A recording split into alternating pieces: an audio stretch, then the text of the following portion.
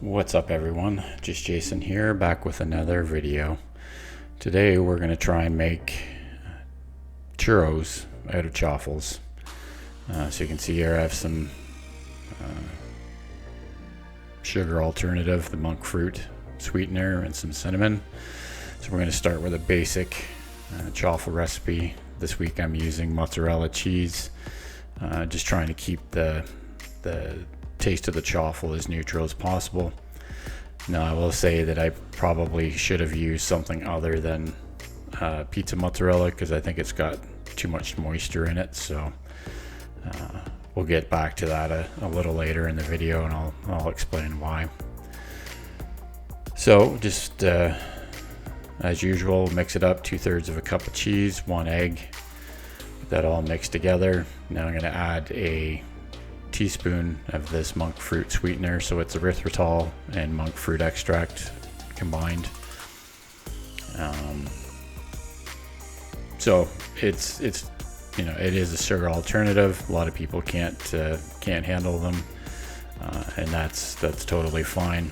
But I just wanted to try this recipe and see how it worked. So we put 1 teaspoon in the batter, and now I'm just putting 2 teaspoons of the sweetener in a bowl for mixing. Now I'm going to add what winds up being just under half of a teaspoon of the cinnamon. Now again, cinnamon does have some carbs in it, so use at your own risk. I'm not too worried about it for my personal use, but again, if just be aware that it does have some carbs in it. So we're just going to mix that up until it's nice and combined, so that we can add our chaffle sticks to this once they're done cooking.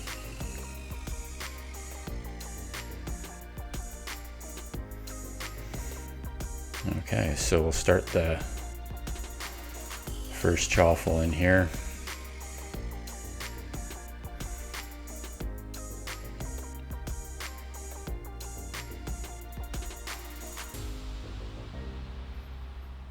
Again, this being 2/3 of a cup of cheese and 1 egg, it'll make 2 chaffles in the mini dash.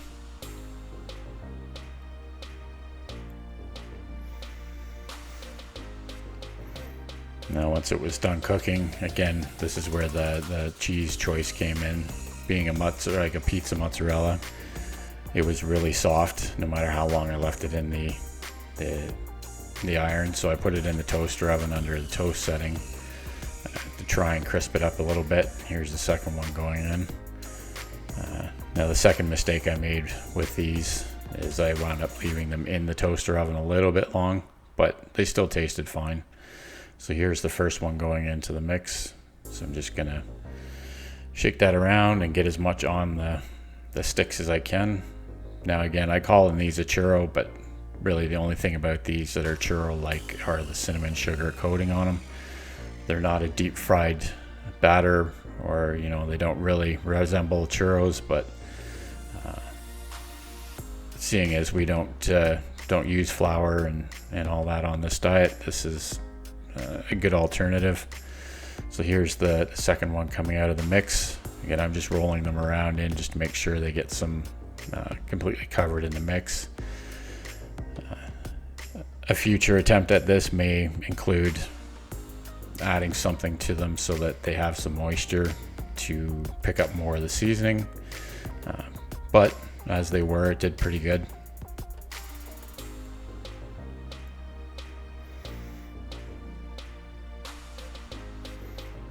So this recipe was loosely inspired by Karen over at In the Kitchen with Karen. She did a churro recipe not too long ago, so it inspired me to try and make this somewhat keto-fied, I guess you would say.